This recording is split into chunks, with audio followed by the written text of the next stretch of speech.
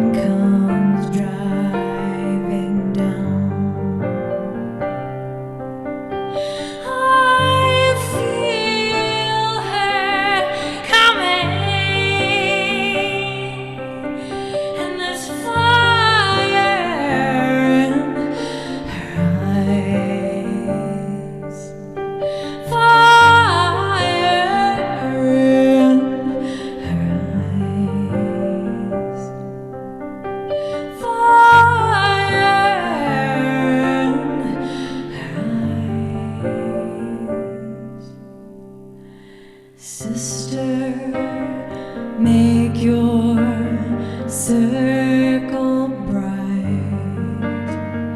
Weave your web of dark and light. Earth, air, fire, water, bind us as one.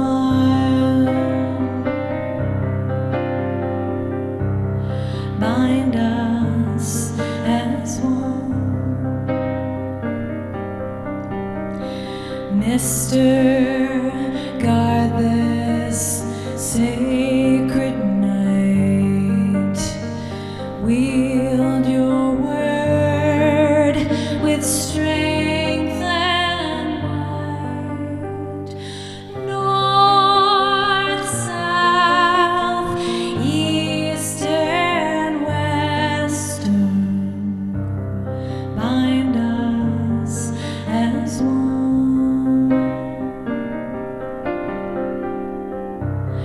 Bind us as one.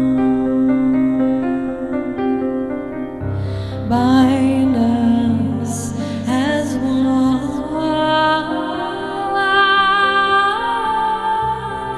Bind us as one.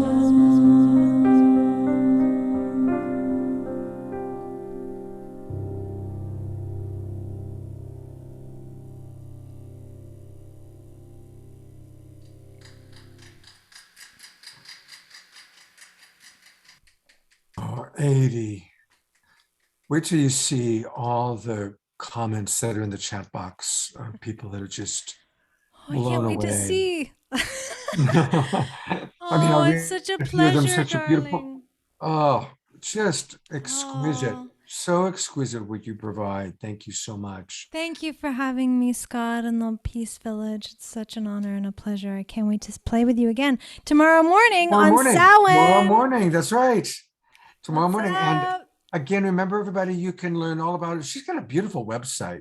Everything you Thank do is you. classy. I mean, this woman, she scored a movie that she starred in, and she's an actress and a musical and an oracle. And you're just like one of those amazing Renaissance women. So it's all happening at oracle88.com. Oracle88.com is a place to go for all things Edie Bell.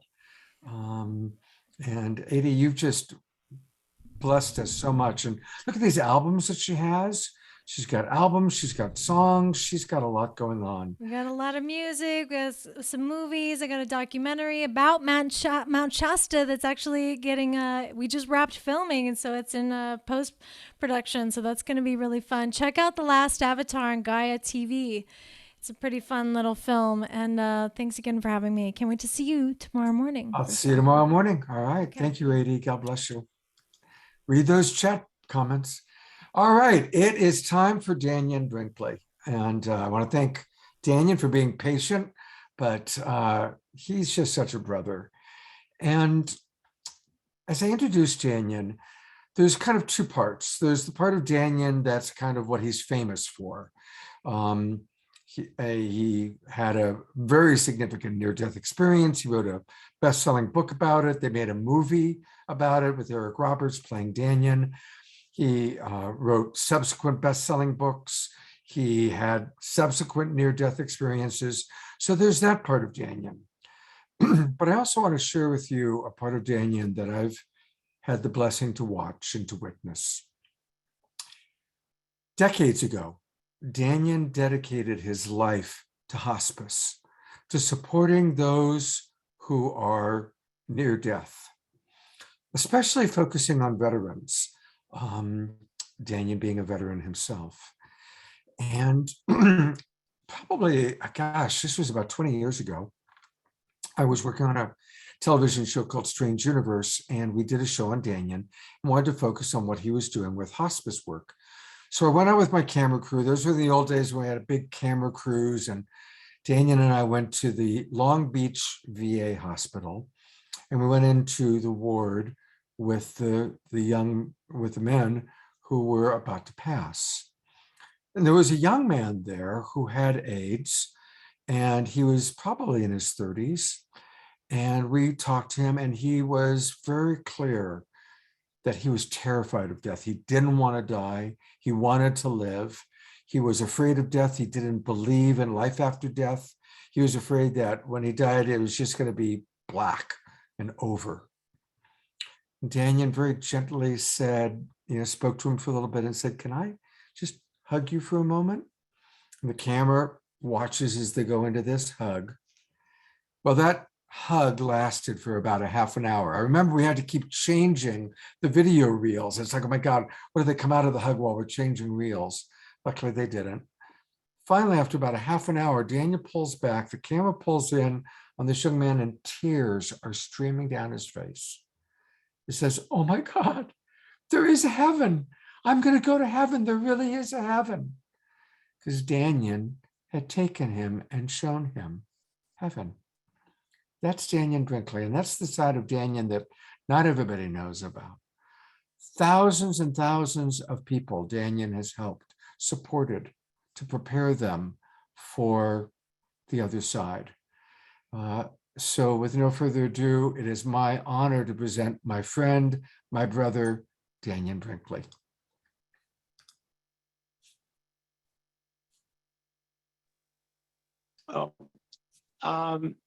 I think the most important aspect of that is that no one ever really dies. But Scott, when you look back through this last 18 months of what we've gone through in this country and all the separation and everything that's occurred to everybody, this program has been a beacon. I've enjoyed being a part of it, and since last year. But you think about the program as a beacon, and to keep it lighthearted, because there's so much going on that we're watching the loss of our freedom.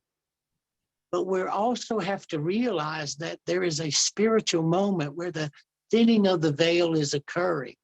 Why so much shift and change is occurring? So for you to come together and set up for what people to be able to do tomorrow in rituals and ceremonies and traditions and in music, each thing that I've watched this night, that tomorrow they can make a commitment, that today they make a commitment, and they set their ideals and their goals, I would say, to connect with their ancestors, which would bring people closer. But to have a ceremony and a ritual to go forward into the dark winter, quote unquote, with the strength of what this program was about. So I just wanted to thank you about that. But here's the bottom line. I have watched this, and you know this story. I have watched this for 45 years. I wrote in Saved by the Light the perfect example of where we are right now based on the first near-death experience, one of 4. I'm based on the first one, and I wrote this in 1996, but I always said that the battle for the souls of humankind would be fought in healthcare. And like you described to the audience, I focus my life in end-of-life care because I know what's next. I don't have any problems about what's next, and I understand much about how it operates because I've been over there so many times, it's like a comedy routine. So I understand what it takes to structure transition for that being to leave the disconnect from this and pass safely to that next portal. So when we look at where we are, anyone can go to lightstreamers.com, and Mr. Mebane has set up where you can go and read without even having the books. Anybody can go and read the chapters from Saved by the Light and then the Secrets of the Light. They read the chapters that explains exactly where we were. I wrote this in 1993, published in 1994, and then this other in 2004, and then the next book, 10 Things to Know Before You Go, sets in place my part in this game. Nobody dies. The battle for our souls of our freedoms, our health freedoms to take care of ourselves is at stake. Well, we need to buckle down as this time comes and be as strong as we can possibly be. Because every Saturday night, there's a place that we can come that's going to be entertaining and fun and smart and quirky like we are. But on this time, when everybody's thinking about spiritual things and ghosts and all those things that most of us believe in or trying to reinforce ourselves that they exist, everybody else is thinking about it too. Tomorrow, all the way till Monday, from tomorrow the 31st till Monday. This is the greatest opportunity to shift and change your life, to renew yourself. But first you have to believe that you will not die. That is the stupidest thing to think. And the scariest part about what makes me the most troublesome about this game that's being played on us is that by making us a threat to ourselves and making us to be separated from each other, has to be so purposely designed and so subtle that we would not recognize it, but we do.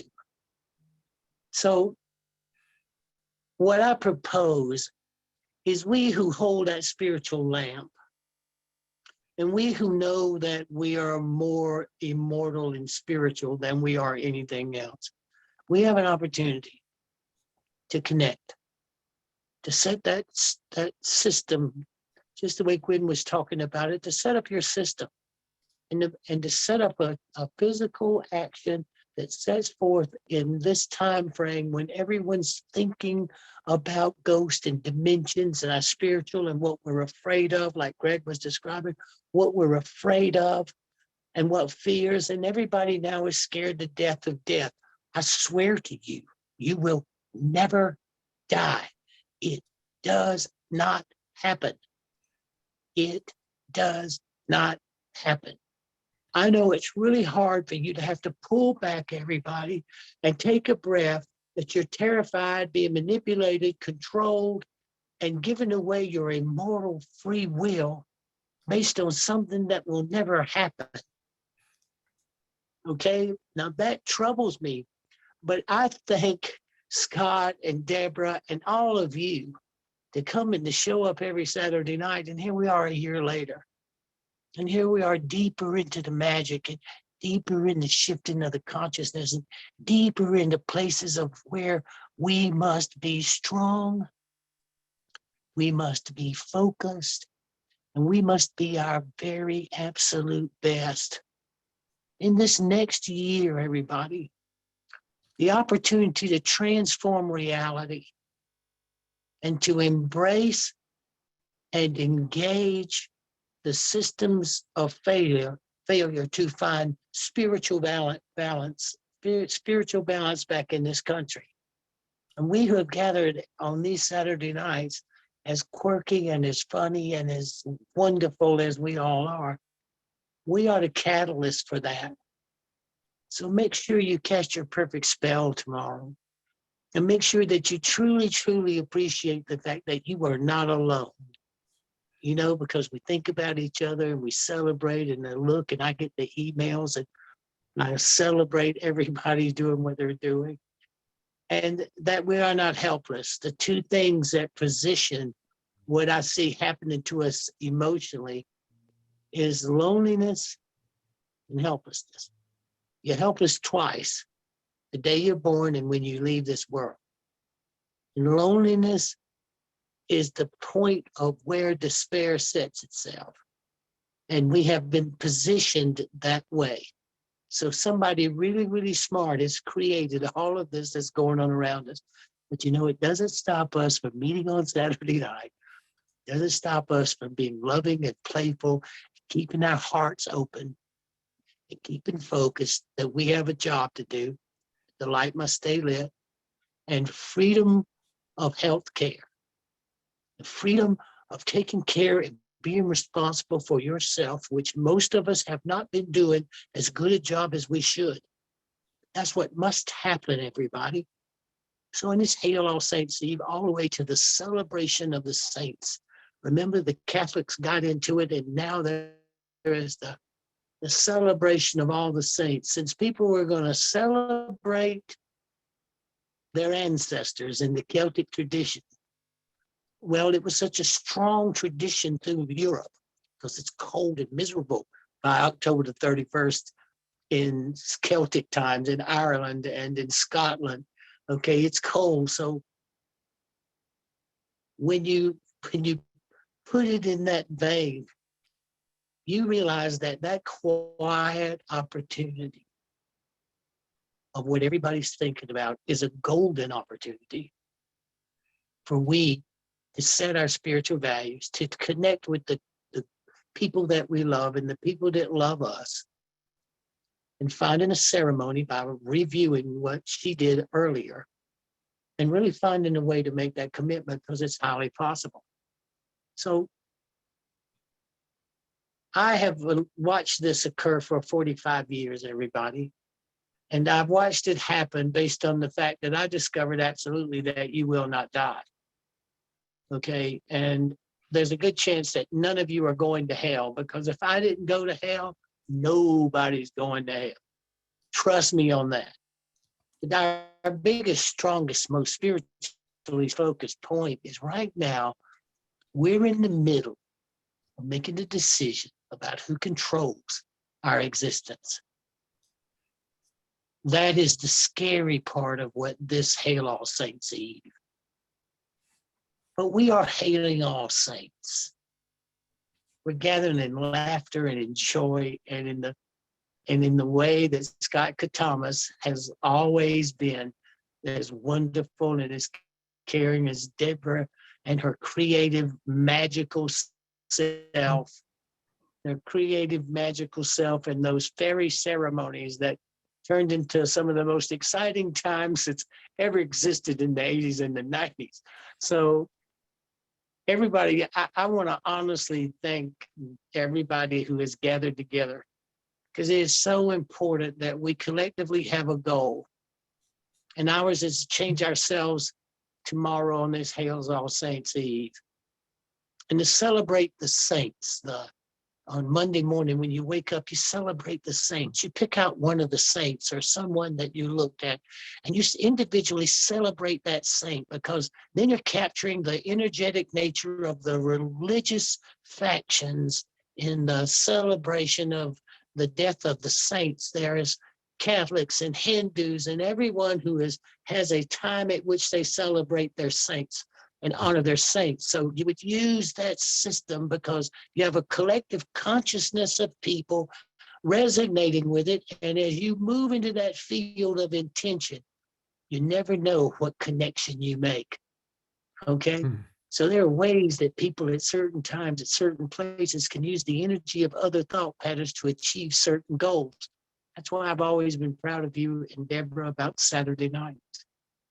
Thank you, Dannion. Thank you so much. And I'm imagining Dannion would agree with me that, you know, some of the greatest saints are our ancestors, really appreciating the incredible sacrifices our ancestors made so that we could have the lives that we lead. I mean, really, could your grandparents have ever imagined Whole Foods Market, right? You know, when they were living on potatoes or living on, you know, working 3 jobs, or our ancestors who fought and died in wars, traveled across the oceans, traveled across the plains, had to travel to stay alive in incredibly difficult circumstances so that we could have the incredible freedom that we have today and the incredible abundance that we have today. So let's also remember this weekend to use this time to pray and give thanks to our ancestors, even those ancestors whose names we don't 100%. even know. Yeah. Hey, you know, there's wonderful ways to stay connected to Dannion, by the way.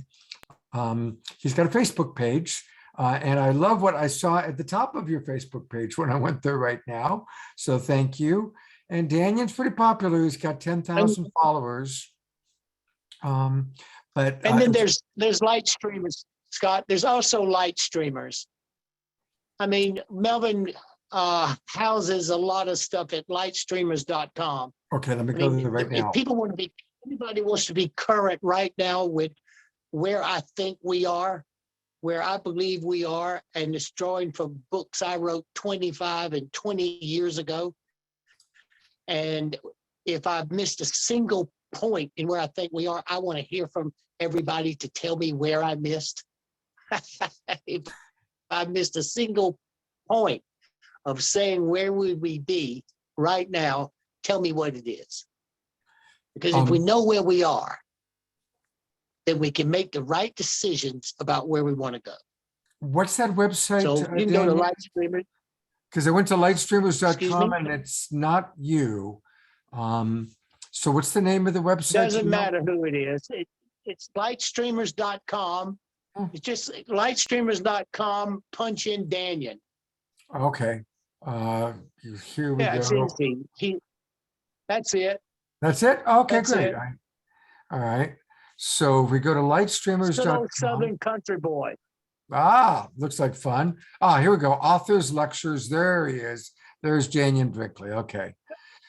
So it's lightstreamers.com/Dannion Brinkley. There it is. All right. There's everything.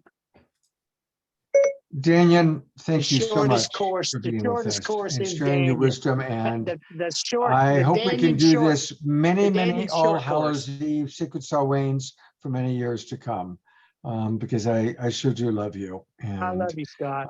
I always enjoy talking with And you one way or another. I appreciate you. I appreciate you. I appreciate And, you. And I appreciate we're not the hearing eclectic you group of for some people you reason. put together.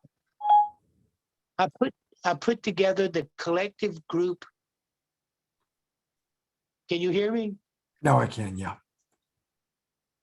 Okay. I appreciate each week the eclectically magnificent groups of people that you two put together. It's a delight. Thank you, buddy. Thank you. We're very Come blessed. on.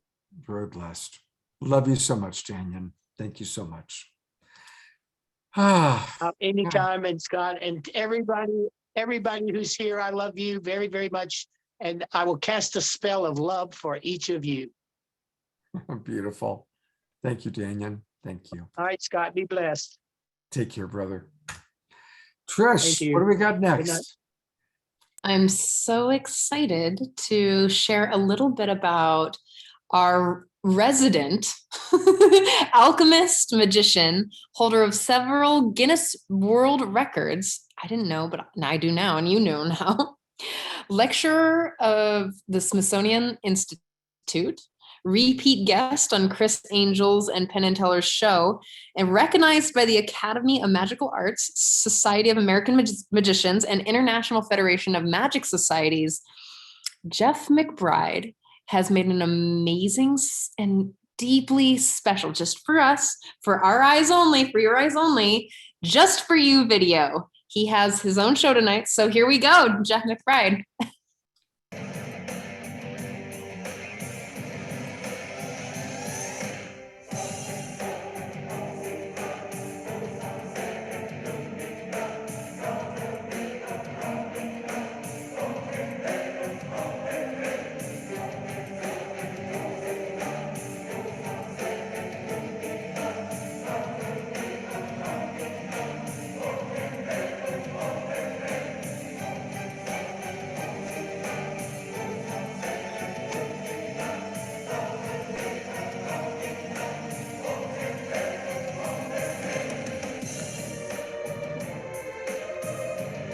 Good evening, friends. It is time to celebrate Samhain, Halloween, the Celtic New Year, with some tricks and some treats. An answer once and for all. Which is quicker, the hand or the eye?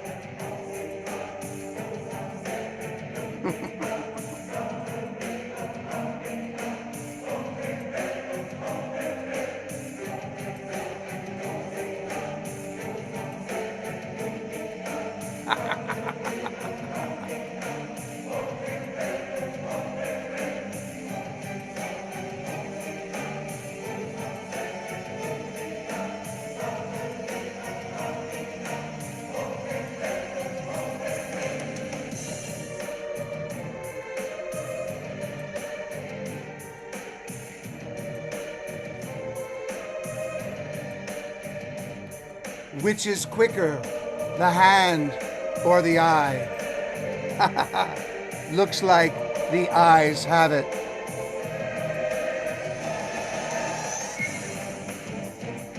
And good evening.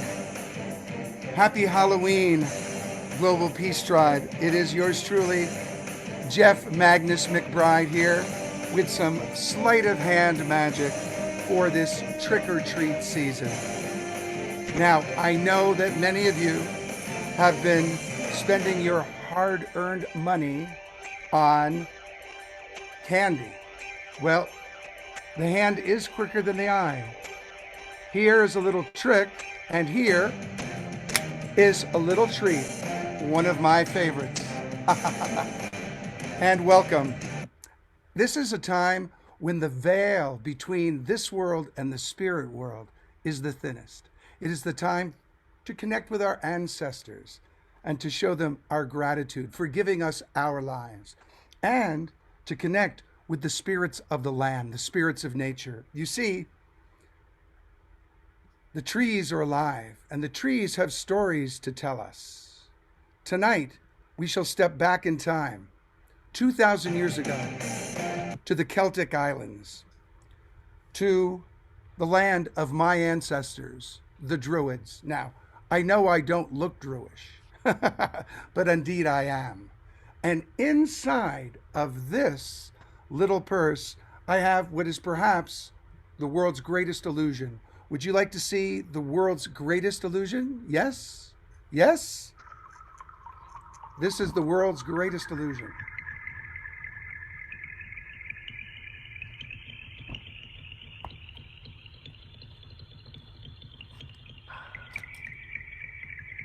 Money. That's right. People steal, they cheat, they die for what? For money. But what is money made from? That's right. It's made from paper. And where does paper come from? That's right. It comes from trees. The trees are alive, and the trees have secrets to tell. The Druids, my ancestors, used to worship the symbol of the tree. The tree, its roots in the ground and its branches stretching towards the heaven, connecting heaven to earth. The trees were alive, and the trees were magic. And thousands of years ago, the Druid priests would cut a single branch from an oak tree to create their magic wand, to weave their magic spells. The trees are alive and have secrets to tell. But over the years, humankind started cutting down the trees till not one sacred grove was left in all of the sacred lands to print money. And once the tree is cut down, the soul leaves the tree. Let me just tear this bill. And you cannot taste the fruit of the tree, although you can taste the mint of the bill. But it doesn't nourish, it doesn't sustain life. And once we've cut down our last sacred tree to print our last worthless dollar, we'll be living in a world of our own illusion unless we remember that each and every one of us is the magician in our own lives to transform not only ourselves, but the world around us, and to re-enchant nature. O sacred tree of the sacred earth, older than time can tell, grant me the power at your command to charge this magic spell. Money is an illusion. Trees are alive, and trees are magic. They have stories to tell. I'm Jeff McBride. Happy Samhain.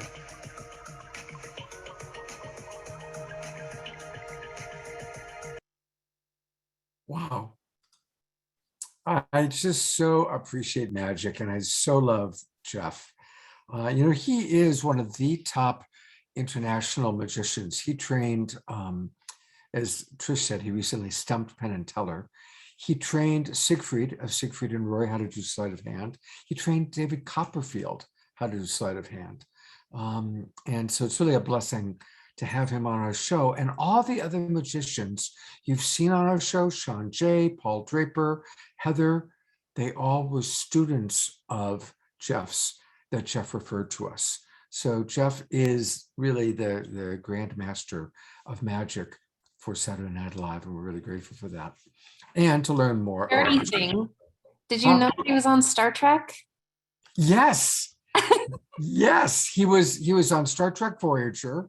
In fact, I went to his Halloween show today, and he showed that segment of Star Trek that he was on.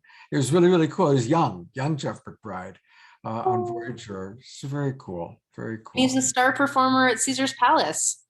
Like, we are so lucky. I know. I was like, I mean, honestly, we got him because when the pandemic happened and, they stopped doing shows for a while, and that's how we got him. So, but even still, he's back doing his Las Vegas gig. He lives in Las Vegas, and he still makes a video for us. Well, let's all twinkle Jeff, because he's all twinkle Jeff. And let's all go to his website, which is McBrideMagick.com. McBrideMagick.com. So, really, it's so important for us to appreciate people like Jeff McBride, our Global Peace Tribe family, our musicians, everybody who contributes to help make this show happen. We have an amazing after show coming up, and here's a little video to give you a taste of it.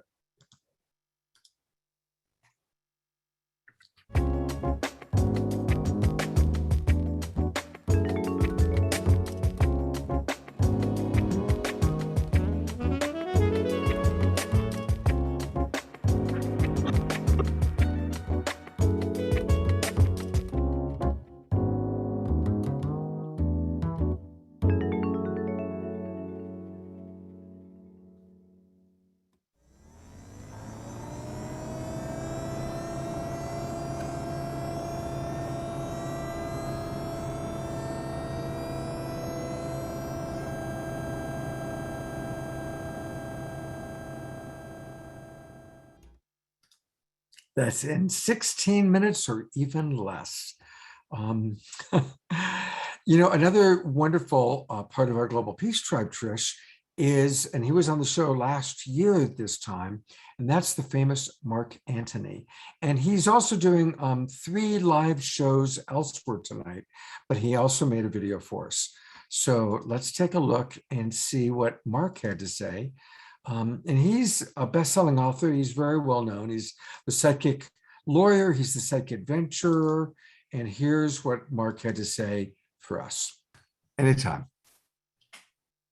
Hi, I'm Mark Anthony, and thank you for having me on Saturday Night Alive. I want to thank Scott and everybody connected to this amazing program. And Samhain is a time that we honor our loved ones who have passed.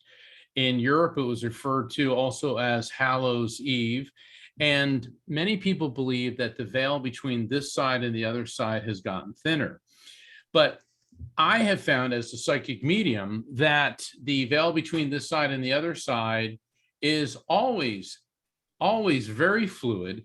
And in October 12th, my new book, The Afterlife Frequency, the scientific proof of spiritual contact and how that awareness will change your life, when it was released. And within the last week, I've been extremely honored and humbled that it's already become a major spiritual bestseller.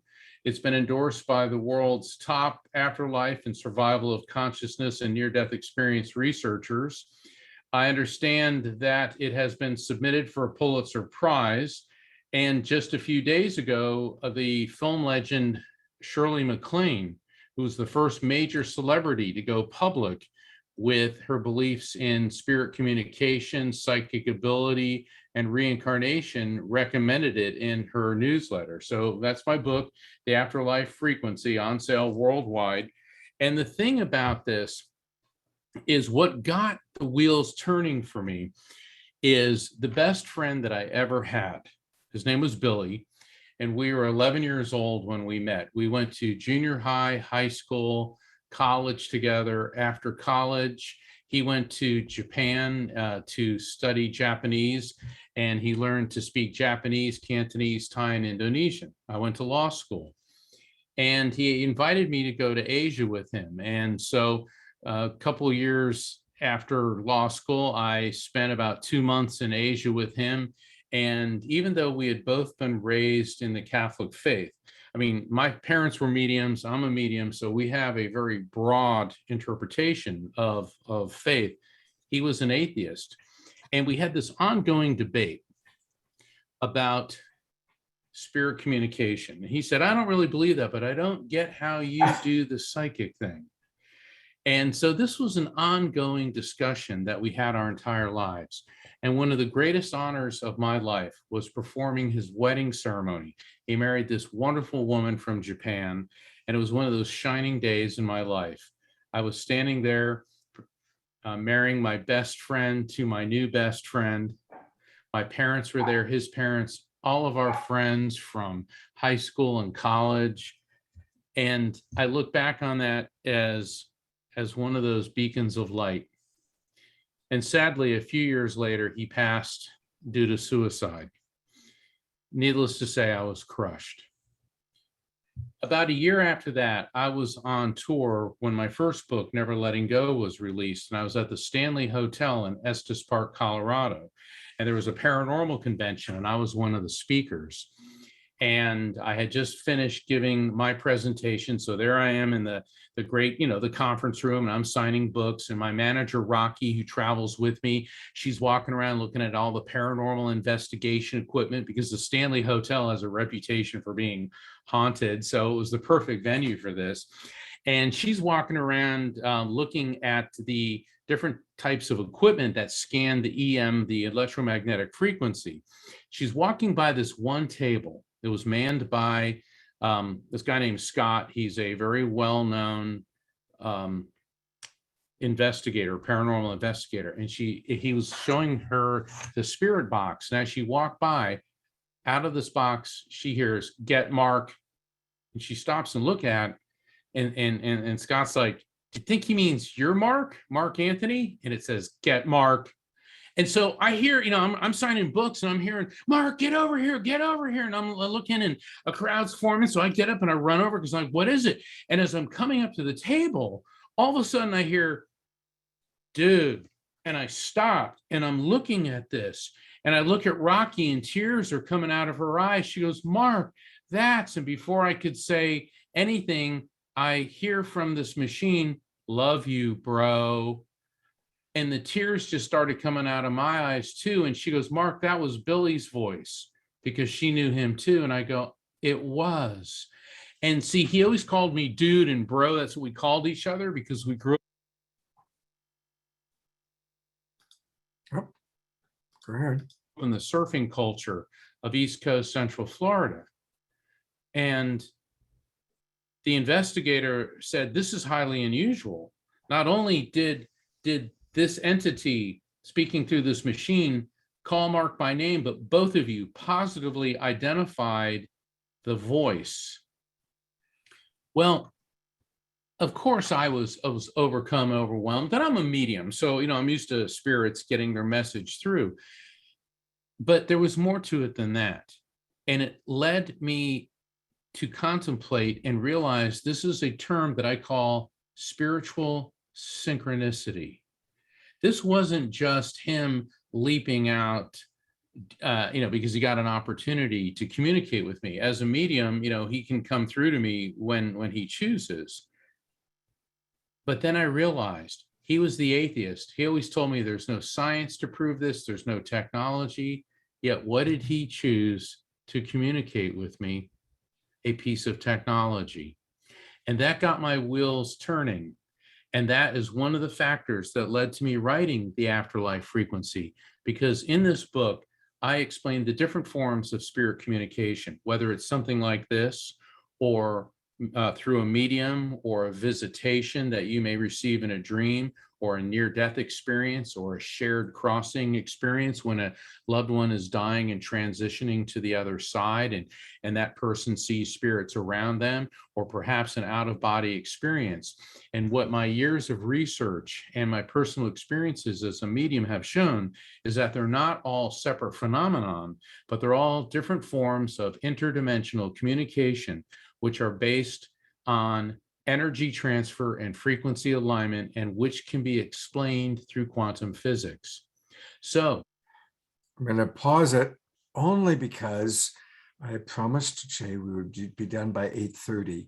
And basically what Mark goes into is what we all know, is that right now quantum physics is this incredible new understanding. So thank you, Mark, for sharing that amazing story. And Trish, you want to introduce our closing song?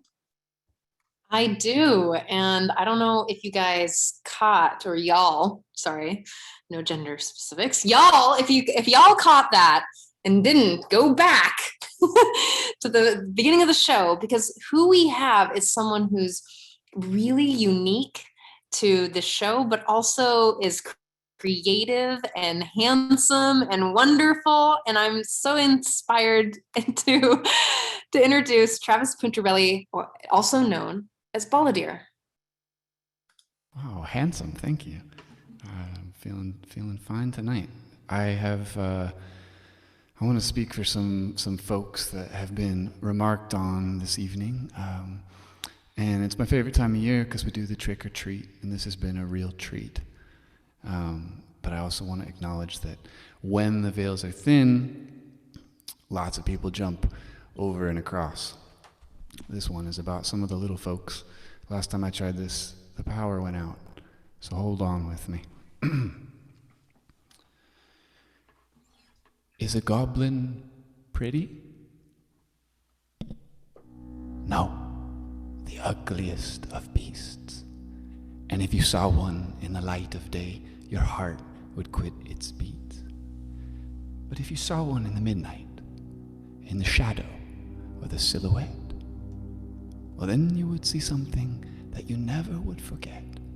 For with all their pock and puckles, with their boils and their bare, disgusting bodies full of craters, scabs, and misdirected hairs, with their grizzled, nasty faces and their sick and smearing sheen, they are the most graceful dancers that the world has ever seen.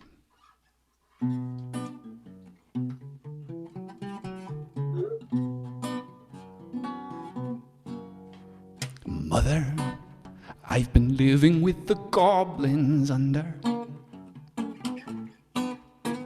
all day, drinking lemonade and wearing gumboots. Baby, put your gumboots on, for today we will be dumb, dumb, dumb, dumb, dumb, dumb, dumb, dumb, dumb, dumb, dumb. Dum dum dum dum dum dum dum dum dum dum. Oh, mother, I've been learning from the master of the dancing. One day, soon will come the day that the chosen one has chosen to come on.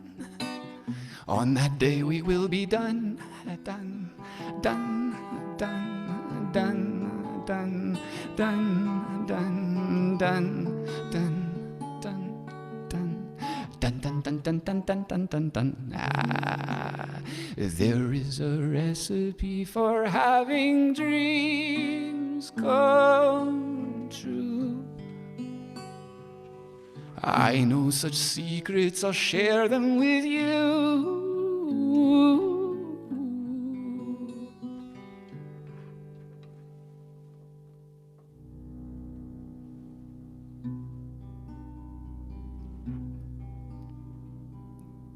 There is a boat that needs no sail to fill with wind and cross the ocean far. There is a car that needs no wheels There is a road that needs no ground. There is a song that needs no sound to be heard. There is a book that needs no words to be read. There is a bridge with no end. There is a city with no doors. There is a country with no wars. There is a reason that we don't remember. Reason that we don't remember. Reason's reign is ended. Here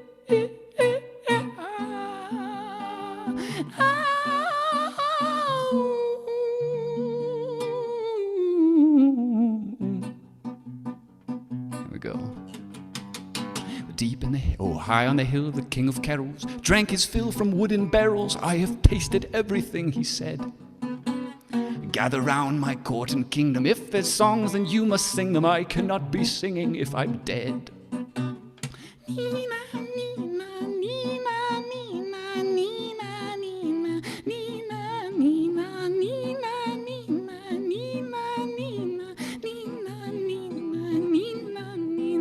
Please don't leave us, cried the people. We will build our king a steeple. We will make a throne fit for a god.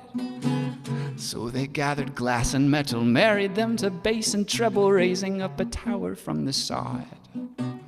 Greedy goblins underneath them heard the ringing and the singing, so they sent their spies and thieves to steal the king while he was sleeping. Here we go again, my children, making for the break in the great war. Here we go again, my goblin men and women, everything must fall.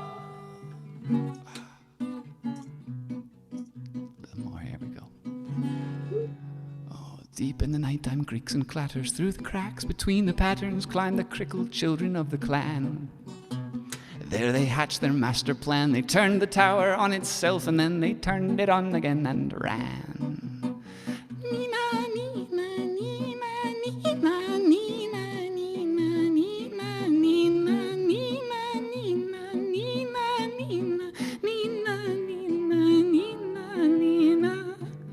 Here we go again, my children, making for the break in the great war.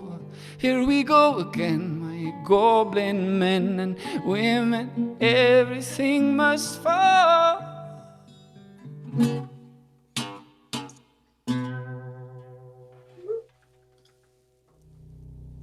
Wow. Thank you so much, Travis. That was just so unique. I mean, you've got such a unique style. And two things. I'm going to ask you if you could tell your story in the after show, because I want us to do the after show at 8:30, which is something I promised Jay. And I also want to encourage everybody to support him. You know, we support a lot of our musicians through Patreon. A lot of the people that you've seen, like Kristen Hoffman. And so his Patreon account is Balladeer, BALLADIR. So you go to patreon.com/Balladeer. And Travis, can you stick around for a little bit and tell your story in the after show? Would you be willing to do that? Yeah, I can stay for a little bit. I got another date to run to tonight. The goblins have me, so I got to get over there soon, but I'd stay for a sec. You're awesome. Thanks so much, Scott. Oh, Travis, just great. I want to thank everybody. This is the end of the main show, but take a quick breath because I'm going to turn it over to Jay.